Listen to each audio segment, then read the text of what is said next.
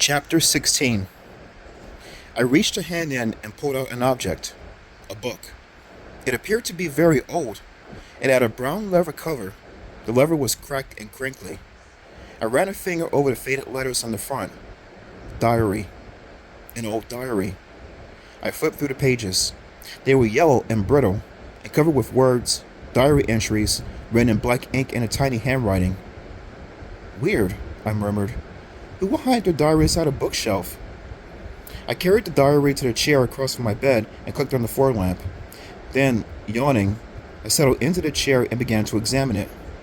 I searched for the owner's name inside the covers on the first page, but the covers were blank except for the yellow-brown age stains, and the first page began with a diary entry for January 1st. What year? What year? The book didn't say. No owner. No date. I blew dust off the spine. No information there. I flipped through the pages again, careful not to tear the brittle paper. Then I opened the book somewhere near the beginning. Squinting at the tiny handwriting, I started to read. So cold today. The snow coming down in sheets, driven by the howling winds. I know I will howl too. I cannot control it.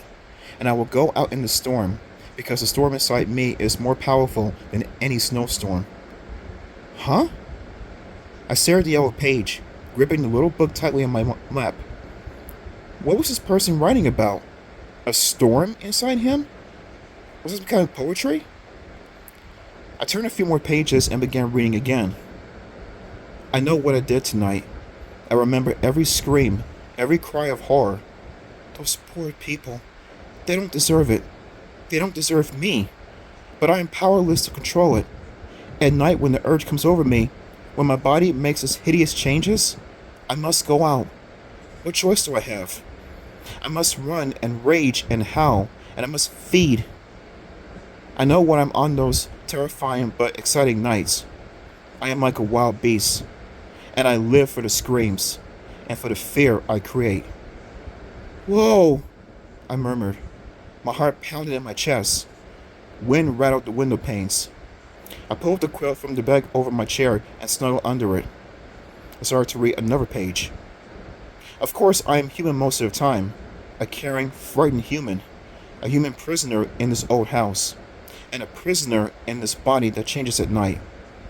A prisoner in this body I cannot control. Where does the rage come from?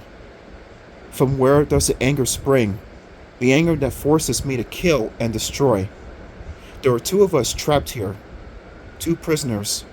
The beast and the doctor. The doctor? I stared at tiny handwriting, reading those words again and again, until they blurred in front of my eyes. The beast and the doctor. Trapped in one body? I shut the diary and studied the worn leather cover. Was I holding the diary of the original Dr. Jekyll? Dr. Jekyll, who drank the potion and became the hideous, twisted, dangerous Mr. Hyde? But how can that be? I asked myself, gripping the little book tightly. Dr. Jekyll wasn't real.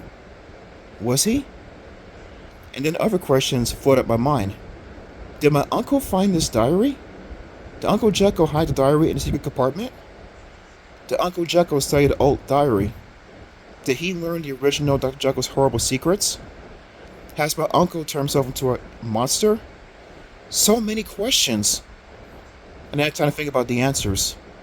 I heard footsteps in the hall, and then my bedroom door swung open.